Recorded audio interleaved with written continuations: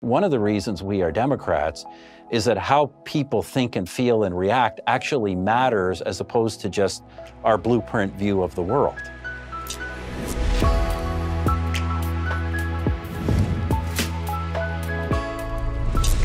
Well, here we are on the Sunday special with former Canadian Prime Minister Stephen Harper, who has a brand new book out. We'll be talking all about that. But first, let's talk about your impending doom. So life insurance isn't the most enjoyable thing to talk about because most people don't like thinking about plotting. But actually having life insurance, it's a good feeling because it's nice to know that if anything were to happen to you, your family won't have to start a GoFundMe to stay afloat. Policy Genius is the easy way to get life insurance online. In just 2 minutes, you can compare quotes from the top insurers to find the best policy for you. And when you compare those quotes, you save money. It is indeed that simple. Policy Genius has helped over 4 million people shop for insurance, and they've placed about $20 billion in coverage. They don't just do life insurance. They also do disability insurance and auto insurance and home insurance. If you care about it, they can cover it. So if you've been avoiding getting life insurance because it's tough or confusing, give Policy Genius a try. Just go to policygenius.com. Get your quotes, apply in minutes. You can do the whole thing on your phone right now. You should. Just pause this show, go to Policy Genius, take care of it. Policy Genius is indeed the easy way to compare and buy life insurance. Again, Policy Genius ensures that you get the life insurance that you need. If you're too lazy to get it, you're being a bum. Don't do it. Be a responsible human. Go get life insurance. PolicyGenius.com, the easy way to compare and buy life insurance. Well, Prime Minister Harper, thanks so much for stopping by. Oh, thanks for having me. I've been looking forward to this. Well, the very first time that I met you, I knew who you were. You didn't know who I was, but I was up in Canada to cover the American election for Sun News back in 2012. And we met, and at the time, Barack Obama was president. And so in the interest of full disclosure, I do have to admit that I did ask you to invade the United States at the time, to which you responded, "Isn't that treason?" And then I replied, "Well, it isn't if you win." So the good news is that was not necessary. You didn't actually have to invade the United States. But with that said, now you're on this book tour. You have a brand new book out right here, right now, Politics and Leadership in the Age of Disruption. It really is all about populism. I want to start by talking a little bit about your personal political journey. So were you always conservative? How did you find yourself? So long story. When I was, kind of a bright, eager gold medalist high school student, I came out of conventional public education with conventional left liberal views. I had a big sea change when I was in my early 20s. I was working in the oil industry, and the government of then Pierre Trudeau brought in something called the National Energy Program, in which they tried to socialize and re-engineer the entire industry. They drove the unemployment rate from 3% to 13% in 6 months, not to mention what they did to taxes and the deficit, and ultimately a national recession. And so that really transformed my political thinking. And then I worked in politics and kind of went from being I kind of went to the right, became a then conventional, more centrist conservative, became more, as I watched in 1984, we elected a conservative government that I went and worked for, turned out not to be very conservative and kind of had the effect of making me more philosophically conservative. Long story after that, I left the government. I ended up getting involved in the founding of a populist conservative party, the Reform Party of Canada. That eventually morphed into, through various mergers, morphed into the new Conservative Party of Canada that I founded, and so that's kind of my background. So I've been a conservative since I was in my early 20s, and I've been kind of had a populist conservative bent since my late 20s, when I kind of got exposure to that stream of conservatism. And I'm also an economist by training, so that obviously helped to further my conservative viewpoint. So who are your sort of chief ideological influences, like books that you'd read or folks that you watched and you thought, okay, well, that person is expositing a sort of conservatism that I find attractive? Yeah, I don't know that I can point to any one. I always liked the classical economists, from Adam Smith forward. I tended to like, Friedman, people kind of had what I would call practical applied conservatism. I was always a bit distrustful of the extreme kind of abstraction of modern rational expectations or these sorts of schools. And of course, in terms of the political arena, I guess my hero of all time would be Winston Churchill, but I was, I think of my own personal experiences. The truth of the matter, the one individual probably had the most influence on my own political thinking was Preston Manning, who was the founder of the Reform Party. Even though we don't always see eye to eye, he probably had more influence of any living person on my philosophy than anybody. Where do you draw the line between what you call populist conservatism and other forms of conservatism? Because the book is largely about that. What is populism?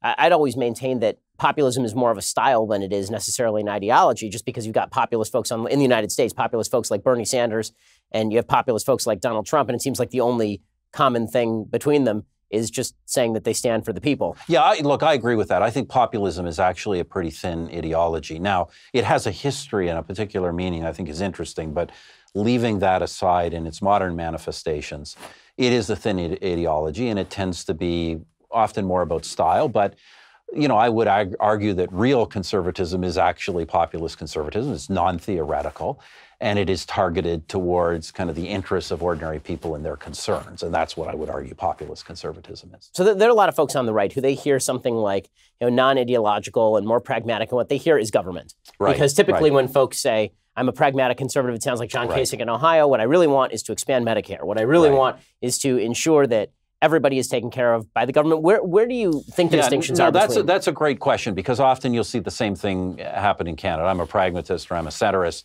And of course, coming from the mouth of a conservative, it often means actually they're left of center, but somehow want to be in a conservative party.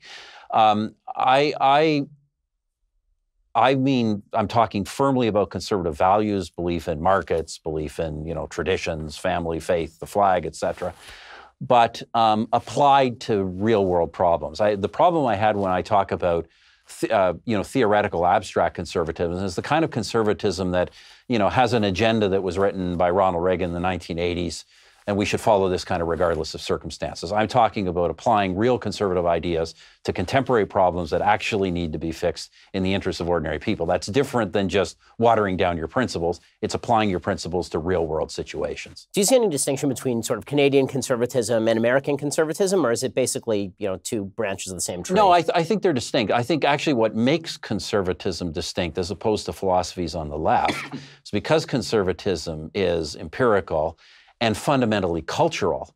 Conservatism actually does differ to some degree in various entities, whereas liberalism and socialism and the realisms are they're kind of belief systems regardless. You've got to transform whatever society it is into that. So Canadian conservatism is different. I would say several differences that are discernible. It is more communitarian, less individualistic. Not to say it's not individualistic, but sort of if you see conservatism as a balance of liberty and order, it's more on the order side than on the liberty side. It's also, of course, you know, conservatism in Canada, historically and presently, means support for the institution of the Crown, which, of course, in the United States, conservatism is based on opposition to the Crown. And there's kind of values that go along with this. These are things at the margin. It's not like a Canadian conservative and American conservative would not have very similar views on most issues. But unlike a liberal or a socialist, their views would not be identical. Mm-hmm. And how do you think that manifests in terms of policy? So, for example, I just spent some time up in Vancouver. It seems like right, left, and center, there's a lot of support for the health system in Canada. Of course, you say health system in Canada to conservatives in the United States, we run screaming into a tree. Where does conservatism in Canada sort of stand on the status of the nationalized healthcare system in the country? Well, look, I never really had to tackle that in a meaningful way, and that the health, we call a national health system, but in fact, the health systems are run by the provinces, not by the federal government. And, you know, there's fundamental agreement around the core principle of, you know, necessary medical care should not be based on whether you can or cannot pay for it. That, I think, is a principle that, frankly, people across the spectrum would agree on. There'd be differences in agreement about how that has to be delivered. To what degree does the delivery have to be public versus private, or could there be options or competition? And the fact is, you know, we go on stereotypes here. I mean, the fact is that much of Canadian healthcare is private. There are a lot of uninsured services. There's lots of extra services you get through and you know, pharmaceuticals, et cetera, that you can obtain through private insurance in Canada. Likewise, in the United States, every senior citizen is under socialized medicine. So the difference is not as radical as people sometimes think. Okay, so when it comes to populist conservatism, you talk about some areas where this would be distinguishable specifically from sort of a libertarian perspective on a variety of issues.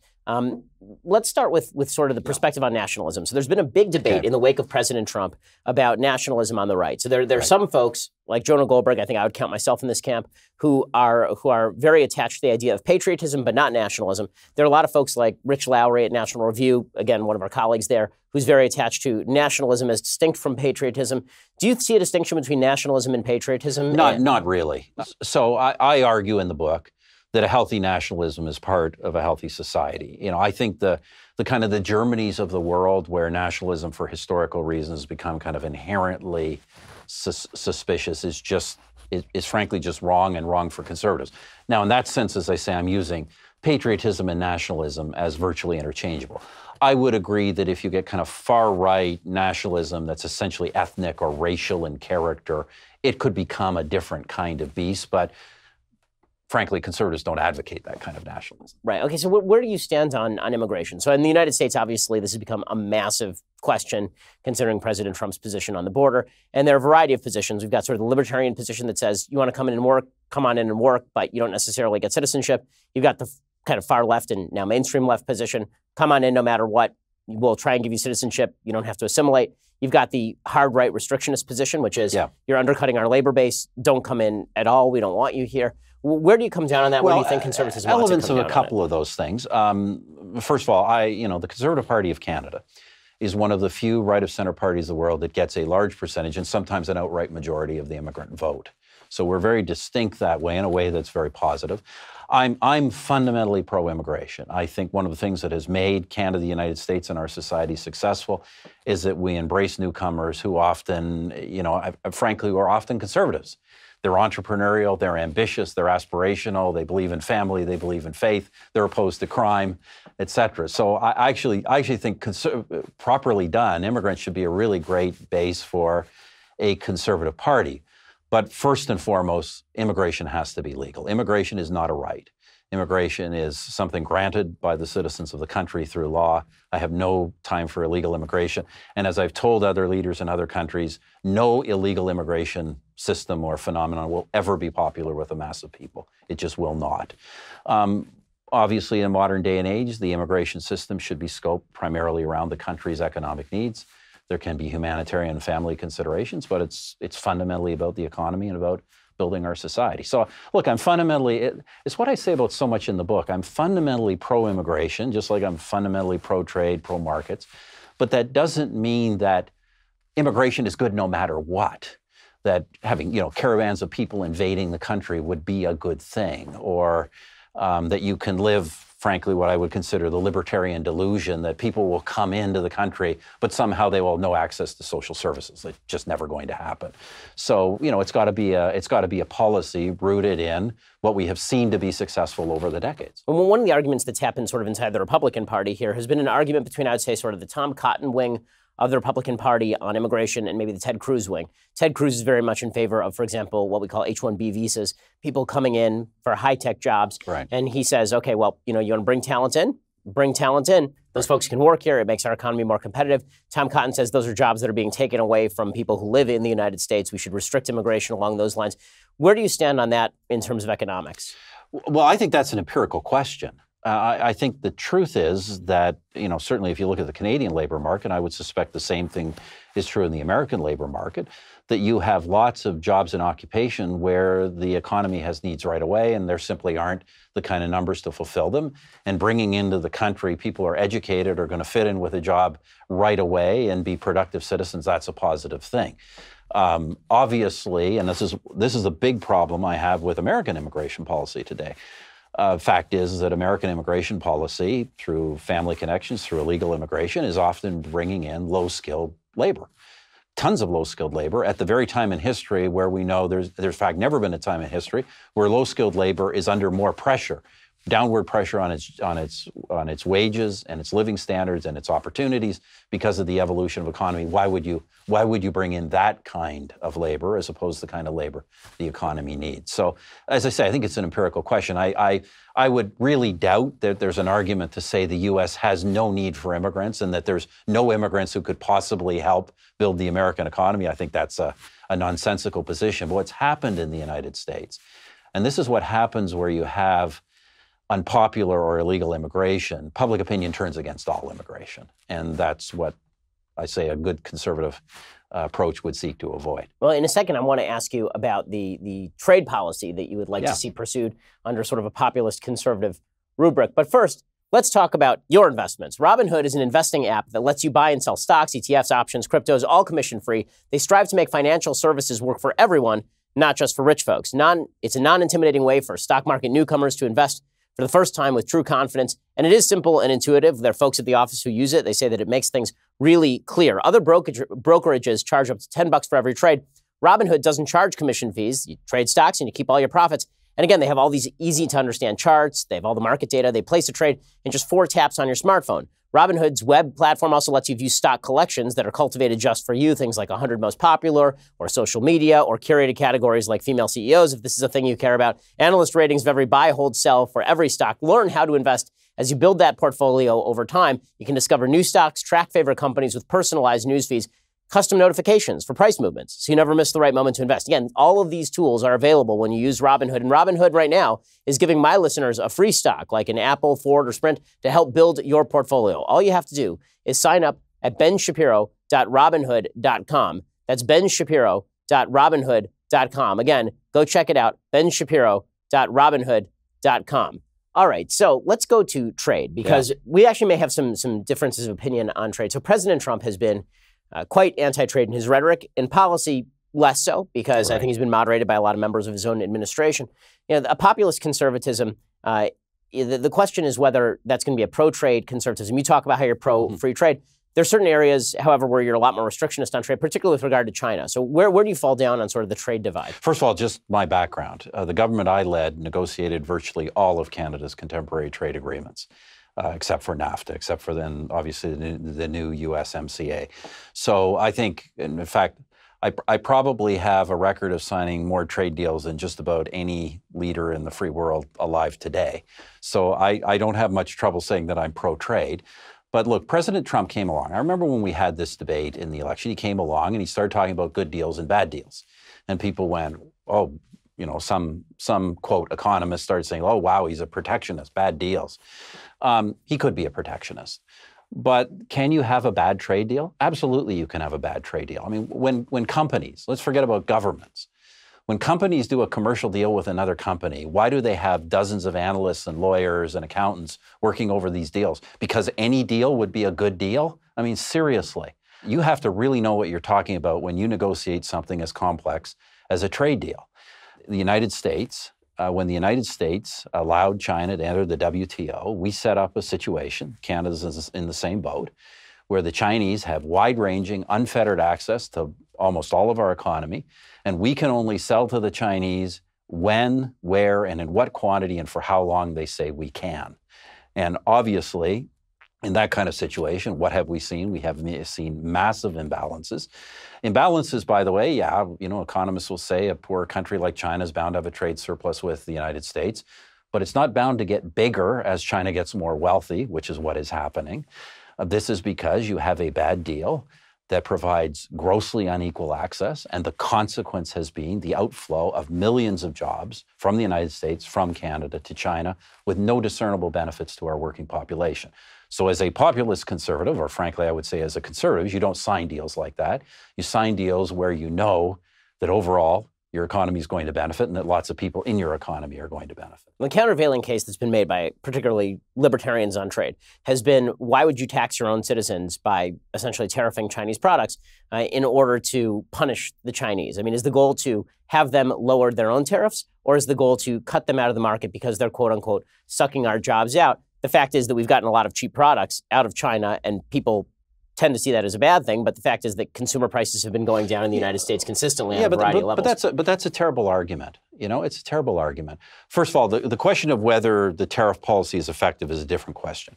But the argument made by the apologists for the current Chinese trade relationship is, look, so we've lost all these jobs, so we've lost, you know, all these factories and everything have moved to China, but we get cheap products. But you know what? I get to sell stuff to you and you get to buy it. That's not a trade relationship. That's a purchase. And that's not the justification for trade. You know, even these libertarians will jump up and quote David Ricardo, a classical economist. David Ricardo didn't say it would be a good idea for Britain to open its markets if it couldn't sell its goods anywhere else. He made the argument for reciprocal trade.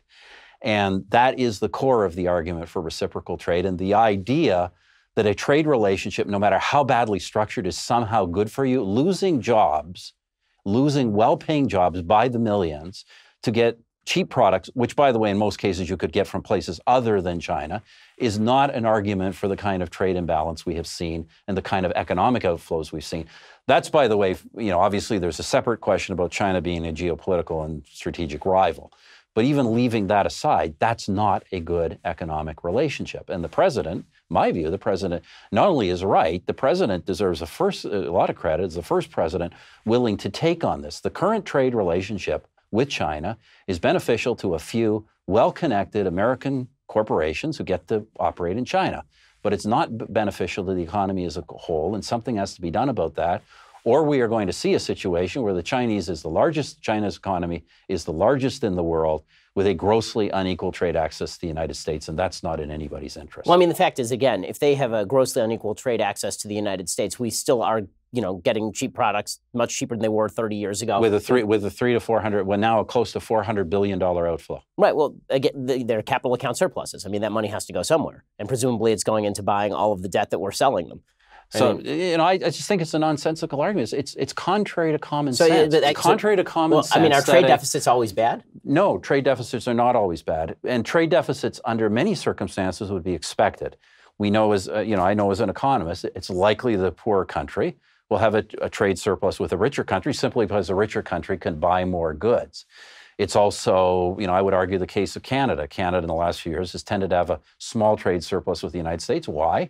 Because of the energy trade, a vital commodity that the United States has had a special need for.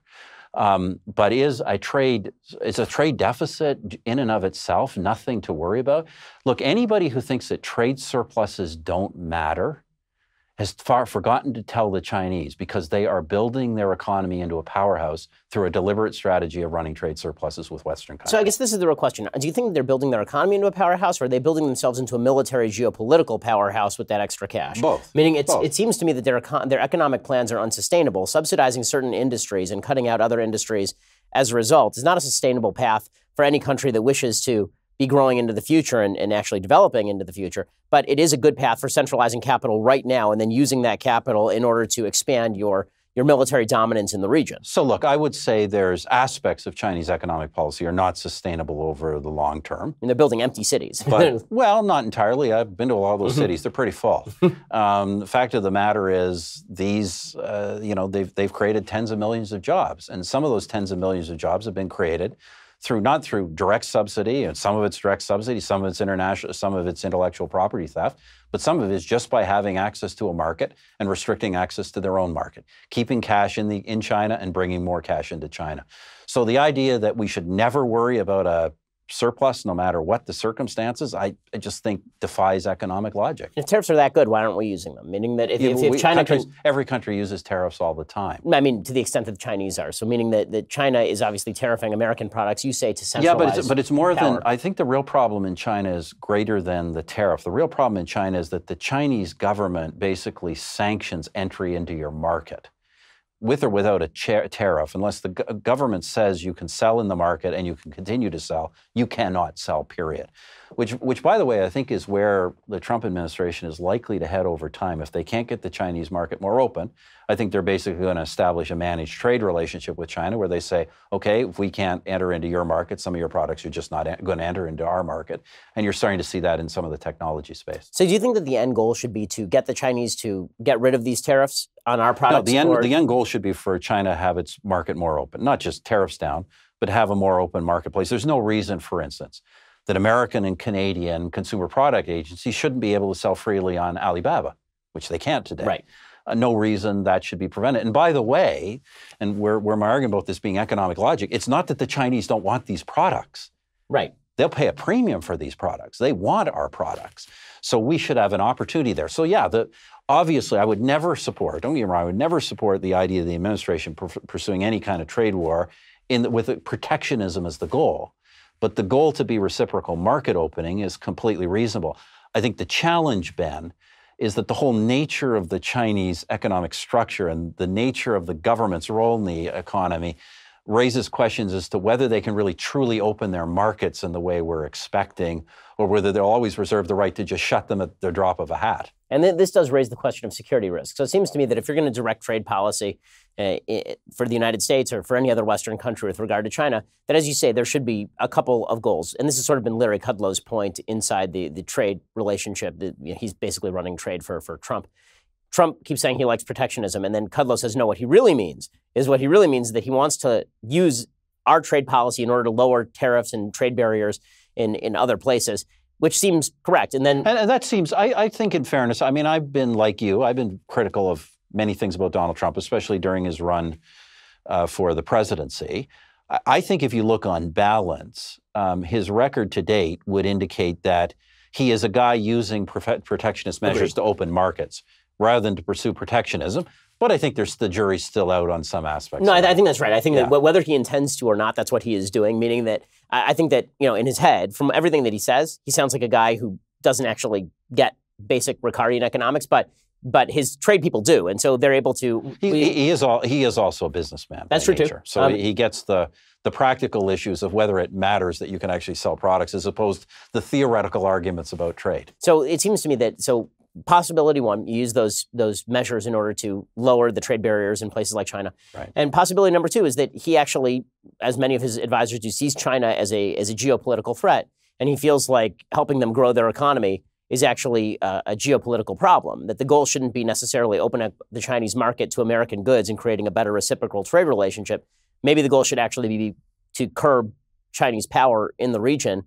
And so when he says national security is a rationale for trade policy, he actually means it. He actually means it. Well, look, I discuss this issue in my book. I think the history with the United States, it really stems from post-World War II and the Marshall Plan.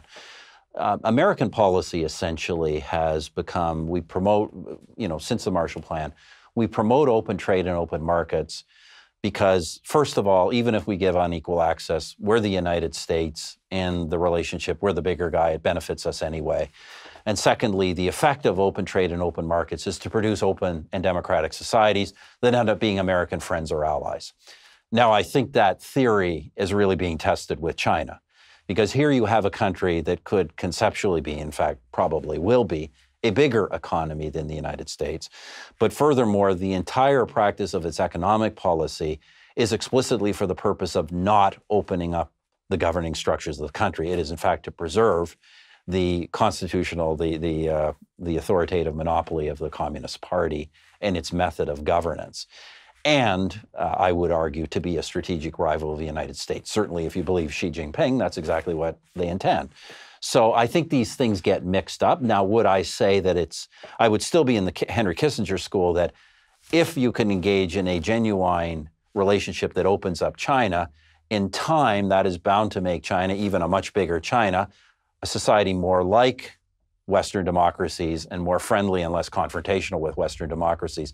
But that's a theory, and that theory isn't panning out real well at the moment. Exactly. Well, let's talk a little bit. I know we're jumping around a fair bit in terms of geography. Well, that's what you do, Ben. But yeah, exactly. Let's talk a little bit about the situation in Europe, because what we've been told, I mean, since we're talking about populism, it would be remiss not to talk about the rise of populist movements in Europe. Yeah, the reason I wrote the book is not just the United States. Virtually every Western country, except Canada, has seen the rise of a populist movement. And do you think that all those populisms are similar, meaning that Donald Trump's populism, do you see that as similar to the rise of populist movements in places like Germany or France or Austria or in the Nordic countries? Or is it of a different kind? So none of these populisms are identical. Some I would call, I think the Trump phenomenon, certainly the Brexit movement in the UK, these would be fundamentally kind of center-right populist movements. Obviously in Italy, five-star movement, clearly on the left. There are left-wing populist movements.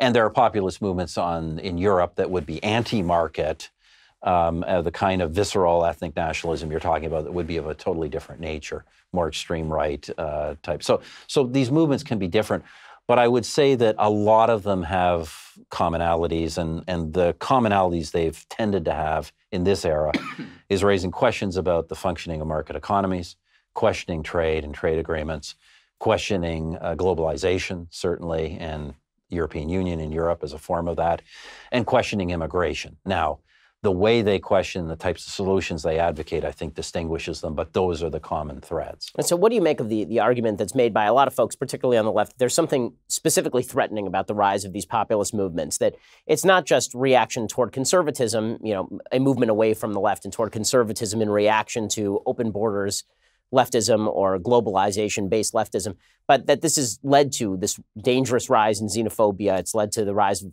far right. I think it's really an overgeneralization.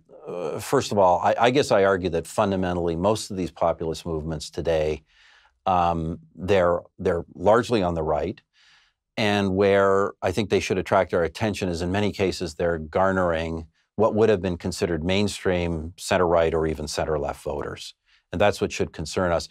I tend to think, and I think this would be a surprising conclusion, as a guy who ran a government that was pro-market, pro-trade, pro-globalization, pro-immigration, I've said if you actually look at the complaints of these populist movements and you look at the facts actually tend to bear out that they have legitimate grievances. I think it is in the solutions that we can sometimes get concerned. And the reason I wrote the book is I consider these things today more wake-up calls than dangers. You may not like Trump, you may not like Brexit, but these are people, Donald Trump, Nigel Farage, these are people fundamentally trying to fix what they see ailing democratic capitalist societies. That is very different than the Bernie Sanders or Jeremy Corbyns that want to destroy democratic capitalist societies. And that's where I draw the line. So where I tend to look at these so-called populist movements or nationalist movements in Europe, are they movements that are responding to kind of genuine concerns about how the European Union functions or how ordinary people are doing, versus countries that are kind of demanding a form of ethnic right-wing socialism, which I think is an entirely different beast. And that is, I think, the big question right now. So I remember during the 2016 election, there were a lot of arguments about this because President Trump talked about populism. He wasn't super clear about what he meant by that. Right. And so this created a serious rift between sort of the conservative side of the Republican Party and the populist side. I want to talk about that and whether that is America-specific or whether you think that is breaking out in other places too. First, we have to talk about that face of yours. I mean, come on. The saggy jawline, ladies and gentlemen, it's that jawline, the double chin that gives your age away. Well, not anymore. Introducing the brand new Genucel jawline treatment with dual peptide and MDL technology, Chamonix's most advanced technology ever. It not only tightens that saggy jawline, it also plumps the lipophilic layers of your skin. Wow, you didn't think I'd say that word correctly, but I did. To contour and define the jawline within minutes, using peptides and metolactones together for the first time, it works amazingly quickly, and the results get better every day. No one else has this technology or Chamonix's proprietary chemical-free base. So say goodbye to that double chin right now. I know Chamonix products are good because my wife uses them, and when they arrive, my mom steals them. Here's the best news. It is yours free when you order Genucel for under-eye bags and puffiness. And for results in 12 hours, Genucel's immediate effect, it's also free. Text CHIN, because you have two of them, to 77453, 77453, or go to Genucel.com for this amazing introductory offer. Imagine that double chin disappearing in about a week with Genucel's jawline treatment. I won't mention folks in popular entertainment who could use this. 100% guaranteed or your money back. Stop imagining. Call or click now. Text CHIN to 77453 or go to Genucel.com. Again, text that word CHIN to 77453.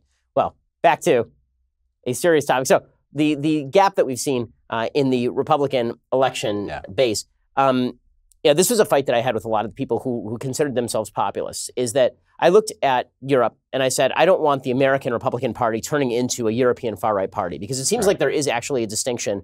And you obviously being from Canada, maybe you can either tell me whether this is correct or not, that American conservatism is of a slightly different brand than conservatism in Europe or in other countries, in that based on the idea of God-given rights protected by a limited government, the essential assumption is that if something comes up, it is not the government's job. And populism sort of suggests there's a problem, and now it is the government's job. And so if there's a problem in your town and you've lost jobs in that town, now it's the government's job to step in and fix it. Or if the government caused it, it is, particularly. And look, so we can debate whether certain movements in Europe are far right or they're just kind of populist conservatives, or are they actually far right? I think it's the wrong question. The question is, are they being fueled by legitimate grievances? And I guess I would argue, and I argue this as someone who ran the largest per capita immigration program in the world, I would argue that when you are letting hundreds of thousands of people illegally or irregularly overrun your borders, that is a legitimate grievance. And if you get any kind of a movement out of that, including a far-right one, don't point the finger at the people for voting for it. Point the finger at the policymakers who allowed such a crazy policy to bring about that outcome and fix the policy. The one thing I would say that when people, it's easy to condemn. In fact, I had a rule in I united the conservative movement in Canada. It's been divided into historically two parties and various factions. But I always said, if I got 1 or 2% on the right of me, that's fine. But when you get 5% or 10% or 20%, or infamously with Hillary Clinton, 45, 46%, and you're calling them fringe, there's something wrong with you. We live in a democratic society. You can't start condemning large segments of the population as fringe. If they're voting for that, you've got to address their concerns, and especially, as I say, if their concerns are legitimate. So you can complain about the policies of those, quote, far-right parties, but offer an alternative. Don't pretend they don't have a legitimate issue. When do you see a situation in which we may have to tell people that their concerns are not legitimate? So it seems like the word legitimate gives us a little bit of wiggle room, meaning that it seems to me that most concerns that you're talking about are fully legitimate. I think folks who are worried about an influx of immigration from countries that don't share our values, who are worried about an undercutting of our labor base, for example, like these are legitimate concerns. Right. But I feel like there are certain concerns that are fundamentally illegitimate. So, for example, people who believe that it's the government's job to protect their job in a dying industry. It's an industry that's being outcompeted, or technology's replaced the job, or they're in a dying town. And the populist movement, whether it's right or left, basically lies to these folks and says, government is going to step in and it's going to save your job. It's going to make everything all better. When is it appropriate, do you think, to say? Look, I go back. I don't think in a democratic society, in fairness, regardless of what our particular philosophical leanings are, you can actually say to large numbers of people, your concerns are not legitimate. What you can say to them is you don't think that the solutions that you're proposing are realistic. And here are realistic solutions that could actually address your problem: greater education, labor mobility, et cetera. But I think it's just fundamental. The concept of a democratic society is that the people's views are fundamentally legitimate. And that is the job of rulers to address them. See, this is why I'm so glad I'm a commentator, because I frequently tell people their concerns are completely illegitimate. So I have an easy job. I get to sit here and say, this is where I would say, you asked me about my political history. Yeah. This got beaten out of me because, I became, as I said, in my early 20s, I became a conservative, got disappointed by seeing a centrist conservative government kind of pursue ineffective, watered-down policies. And then I helped found a new party. Well, the new party was fundamentally populist because we had no support from the corporate sector, or very little. We were fundamentally built on ordinary working middle-class people. And the only way you could raise money was by getting them to give small amounts of money and getting them to donate their time. So you very quickly realize that, as in any other form of activity, you're essentially in a marketplace in a business. And if you don't address the concerns of your market, it's you who is not legitimate, not them. I mean, that may be true, in terms of marketing, but in terms of morality, I mean, when I raise my kids, there's some times where my kids have a completely illegitimate grievance. In fact, it happens on a fairly regular basis. Their grievance is that, they want candy and they can't have it, or they don't want to brush their teeth, as my daughter did not last night, and she needs to brush her teeth or she's going to get cavities. There's certain. When is it possible to give people? Like you, I'm a man of faith. So as a man of faith, you believe there are certain. Right, things. I mean, God is constantly telling people there are certain things that are morally right and certain things that are morally wrong. But I guess what I'd argue as a more pragmatic politician is that most things that are morally wrong are actually pragmatically bad for you over time. And that's why we as conservatives don't advocate them. We advocate instead solutions that may not always be what people want to hear, but they've got to be things that at least address their concerns. When somebody says, let me give a practical example from the last campaign and why Donald Trump won. When somebody says, we've had deindustrialization of my entire region, my kids have no economic opportunities, no jobs, et cetera, and your response to them is, well, I'll cut the high marginal rate on taxes.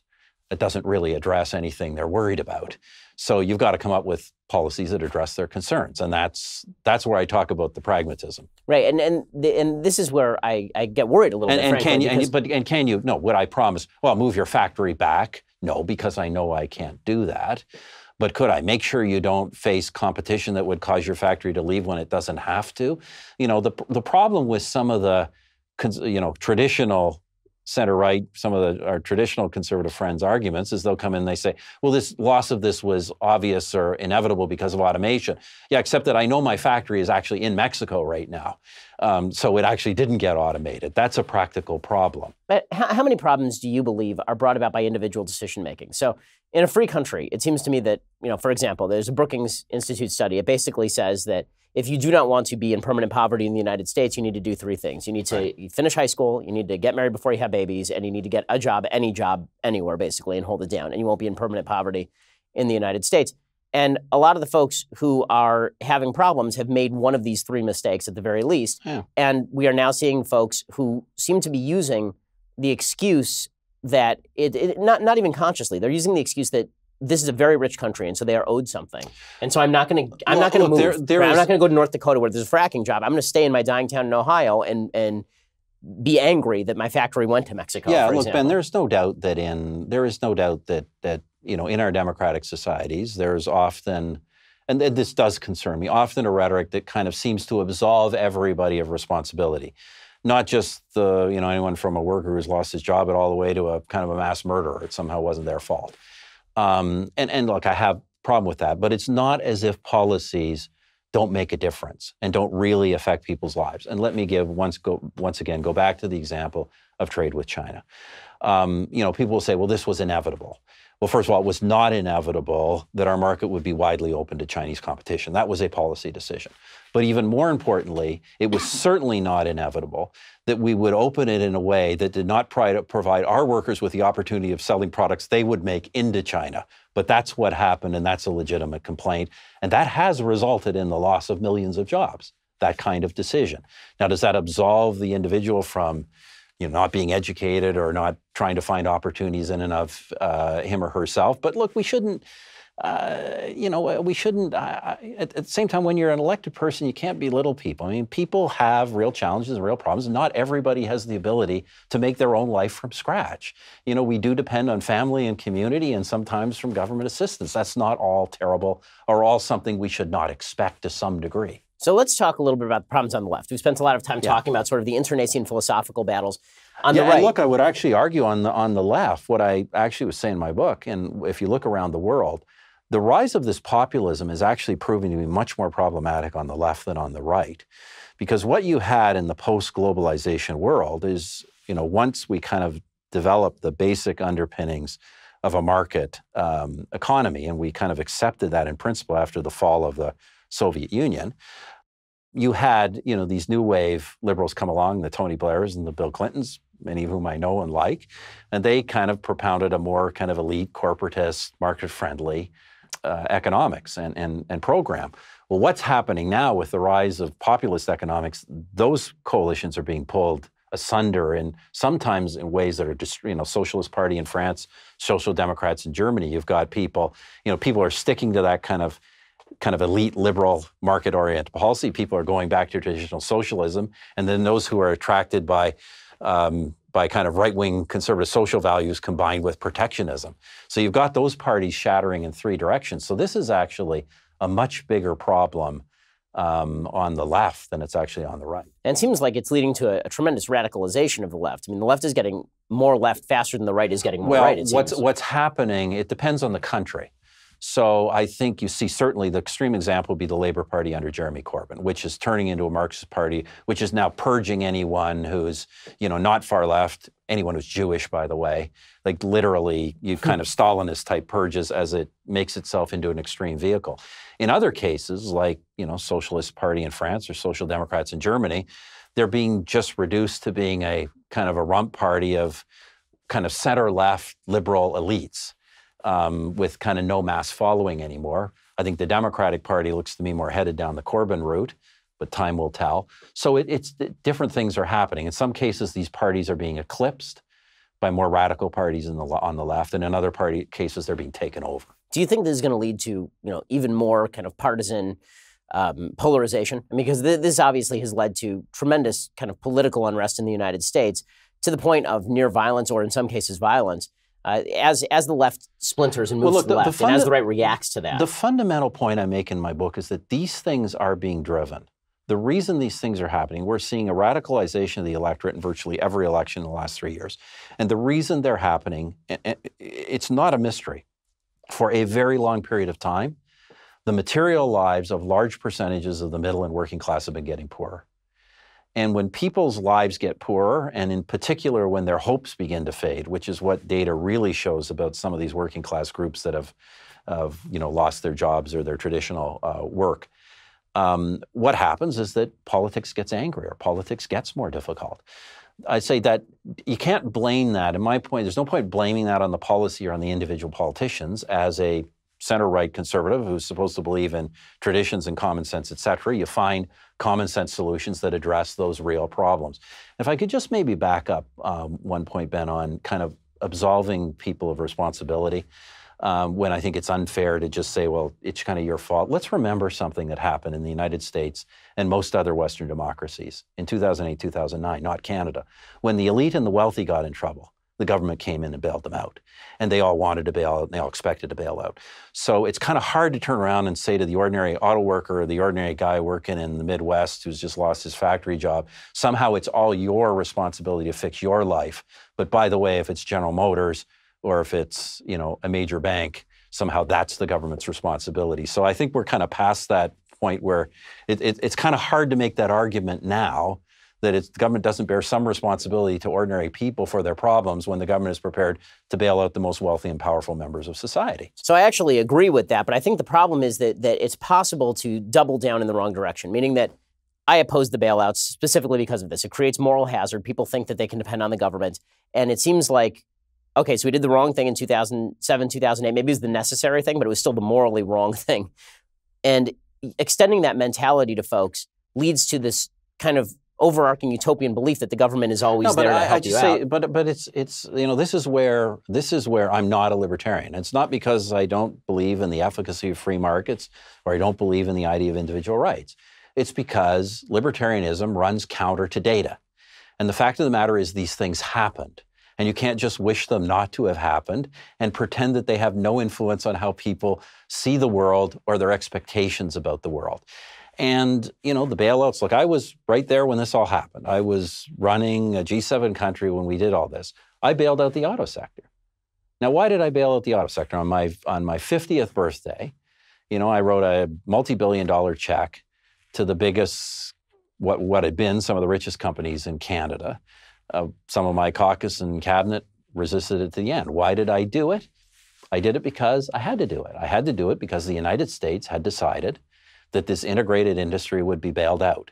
And if Canada did not participate in that bailout, 500,000 jobs would have been moved across the border in less than a year to the United States.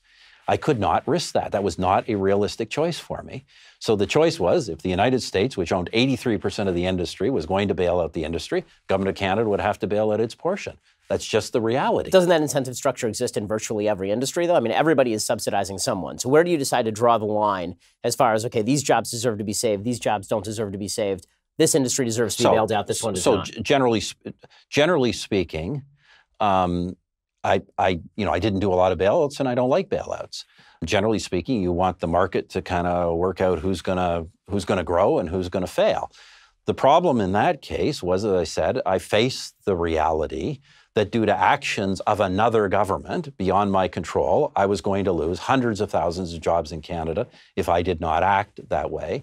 And you can say, well, then the real problem was in the U.S. The U.S. should not have bailed out the industry. The U.S. should have let Chapter 11 bankruptcy take over, except that was a theoretical possibility when the entire financial system was not functioning. So you can say if the financial system were functioning properly, I think you could have made an argument in the United States. Yes, you could have made an argument, let the marketplace sort this out, and probably would have. But in late 2008, early 2009, there was no possibility of that happening. So as I say, as a conservative, you deal with the world as it is. Does some of this offend my idea of what is ideal economic policy? Absolutely. But you have to play the cards you're given, and you just can't wish them away. Well, it seems like, obviously in exigent circumstances, you're going to have to do what you're going to have to do. But in non-exigent circumstances, so right now we're not experiencing exigent circumstances. Right now we have a very solidly growing economy, particularly in the United States. We have wage growth for the first time in a long time. it seems like now would be a good time to sort of fundamentally restructure people's understanding of what it is the government is supposed to do for them, and fundamentally restructure in a legal way what bailouts are available to companies. Yeah, I say it's just tough when people knew that things were really bad and you bail out the wealthy to tell them now the rest of the time. I know. The problem is that at some point the ration only works in one direction, right? I mean, so look, as I say, you expect. We obviously can't have a society where nobody's responsible for any aspect of their lives. That society will fail. It will inevitably fail, no matter how wealthy we are, and that worries me. On the other hand, I don't think it's realistic, given the nature of a modern economy, how complex it is, what that does to the underlying social and family dynamics, to expect that government will not be involved in anything. It won't help you with your education. It won't help you with mobility. It won't help you with anything else. It won't provide you tax incentives, anything to help you in your life. I just think that's not a realistic option either. So it sort of feels, like it's difficult to draw lines. I mean, it's sort of it sounds like a sort of Potter Stewart take on pornography. Yeah, I know when I see it. Yeah. So how much is too much government interventionism, and how much is not? That's about what being a conservative is. The reality as a conservative is that you recognize that reality is really complicated. I mean, one of the reasons we like a market, we like markets because markets can deal with a lot of complicated, complex micro decisions in ways that government really can't.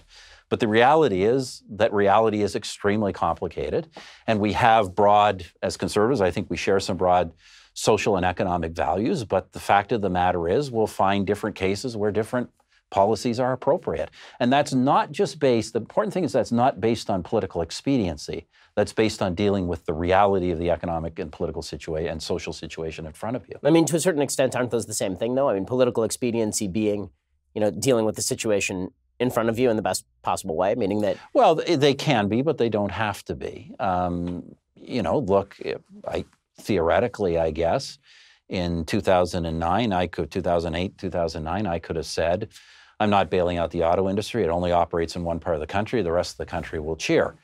The problem is that I knew, forget about the loss of political votes from some people and the gain from others. The problem is I knew that the outcome of that decision would be very bad for the economy as a whole, and I think probably everybody would eventually have hated me making that decision.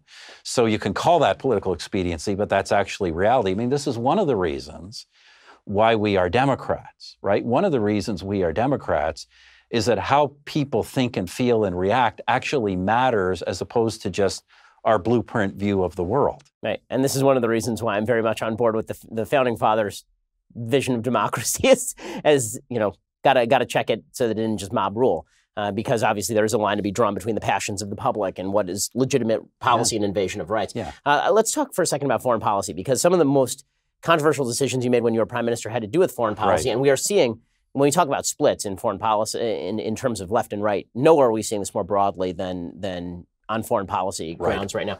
Why do you think it is that the left has moved so far in one direction on foreign policy? I don't just mean with regard to sort of open borders immigration, but with regard to the Iran deal, with regard to Middle Eastern policy. It seems like you're obviously as a Jew, I was very familiar with your record on Israel as Prime Minister of Canada, very grateful for it as well. Why do you think it is that the left has moved so far in the anti-Israel direction? So that's a good question. And there were many things that caused me to gravitate from being a kind of a liberal guy when I was really young to a conservative as an adult. And it wasn't all the experiences of a national energy program. My father would have been considered a liberal in his era. He was a vocal opponent of anti-Semitism when anti-Semitism was extremely common in Canada. He was a vocal supporter of what we would now call civil rights, the movements of blacks and others to have voting and other rights. He would be very vocal as a young man. But I think by the time I became kind of him, by the 1980s, I started to detect that the modern liberalism or modern left side of the spectrum, even in the center, was going in a different direction. It was no longer about, actually empowering people who had been downtrodden. It started to become about more fundamentally kind of a hatred of our own society. What I call alienism, the opposite of nationalism. Our culture's wrong. Our values are wrong. The other guy's always right. And so I support Israel. Take the Israel situation. I support Israel. I just tell people my views are not religious in nature, and it's not a biblical interpretation. I support Israel because I see Israel as part of the Western Democratic Society of Nations, a vital ally in the most dangerous part of the world. And I see a retreat, us retreating or abandoning Israel in that position of the world as detrimental long-term to our own basic national self-interest. I think it is critical that Western countries support Israel.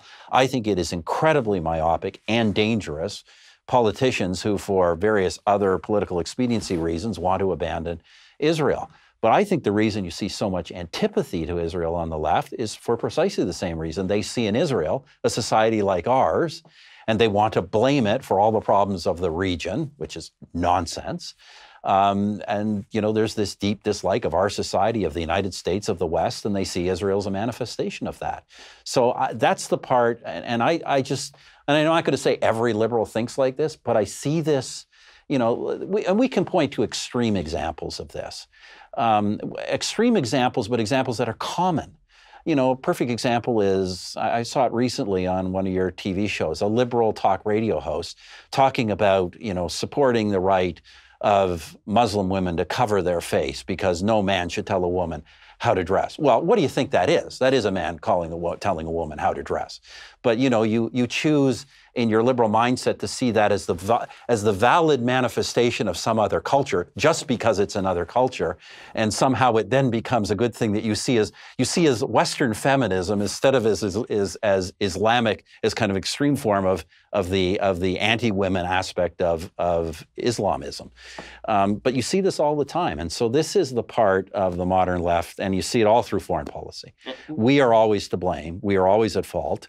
And we have nothing but to kind of beg forgiveness and learn from other societies. And I have a very different view, and I'm not going to say Western society or Canadian society has been or is faultless, but these are the most successful, freest, prosperous societies in the world.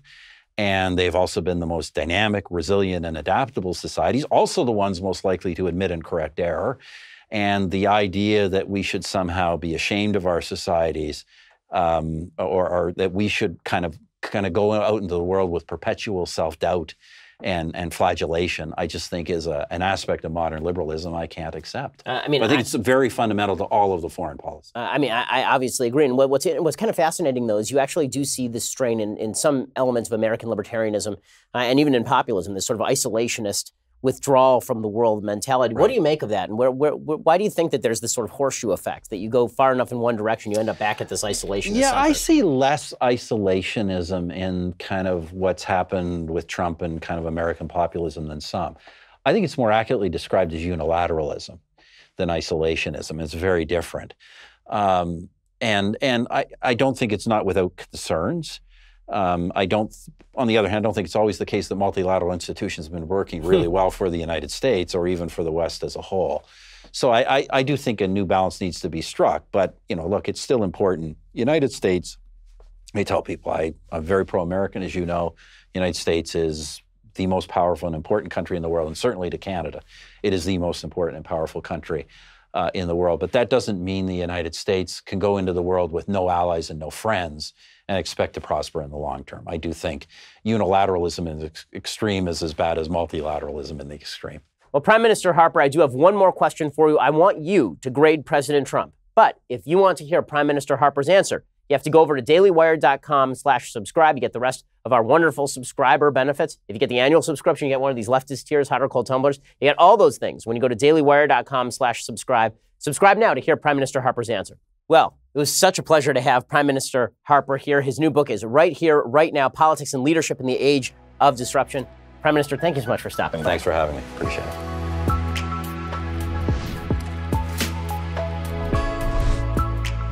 The Ben Shapiro Show's Sunday Special was produced by Jonathan Hay, executive producer Jeremy Boring, associate producer Mathis Glover, edited by Alex Zingaro. Audio is mixed by Dylan Case. Hair and makeup is by Jesua Olvera, and title graphics by Cynthia Angulo. The Ben Shapiro Show's Sunday Special is a Daily Wire Forward Publishing production. Copyright Forward Publishing 2018.